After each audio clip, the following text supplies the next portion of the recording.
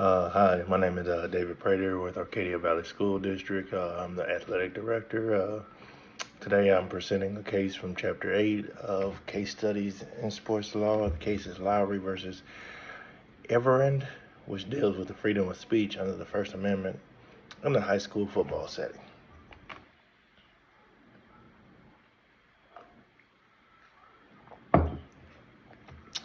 Sorry, two kids, 2 months, need a little morning coffee to get us going. Here's some facts of the case. Who are the key people involved? What was the conflict?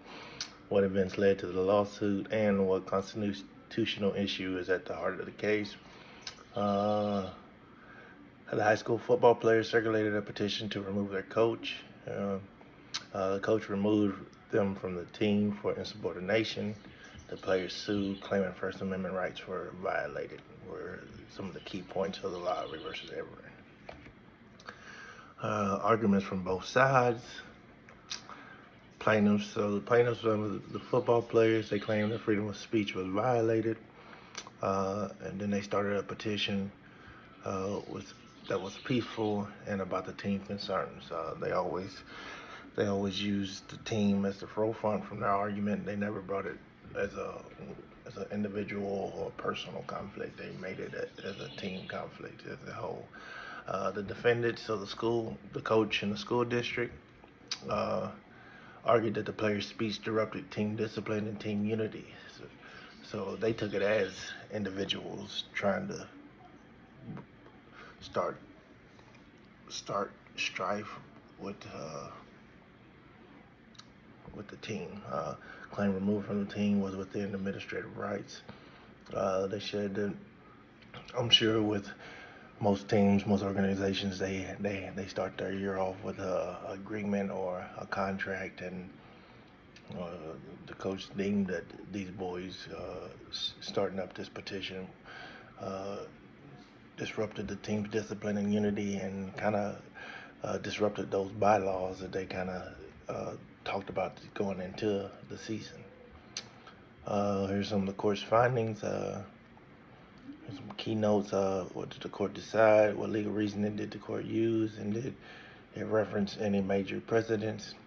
Uh, the Sixth Circuit Court of Appeals ruled in favor of the school district, stating that team participation is a privilege and not a right, and that the speech disrupted the team's environment. The court uses the Tinker versus Des Moines precedents, but found that the coach's actions were justified in preserving team discipline. In this case, the court sided with the school and coaches. Like I said, they probably went over bylaws and a contract to start the year off, and these players didn't live up to their end of the contract. So the Sixth Circuit Court of Appeals ruled in the favor of the school, which I can see why. There's some implications for athletic activity administrators. What can athletic directors, coaches, or sponsors learn from this case? How should schools balance students' rights with team management? What policies or communication strategies should be in place? Example implications.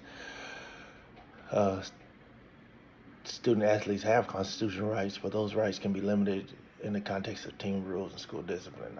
So, like I said, having those rules or set ball laws in place before you ever start the year is a great way to cover yourself.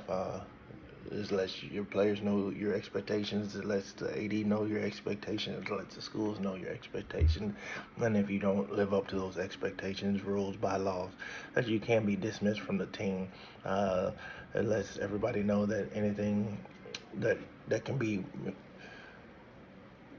seen as not beneficial for the team uh, could cause you to be dismissed from the team. Administrators should have a clear code of conduct and consistent enforcement, and then free speech protection don't automatically override team or school order. I think with a lot of people, they think freedom of speech means you're allowed to speak whenever you want to, but which isn't always true.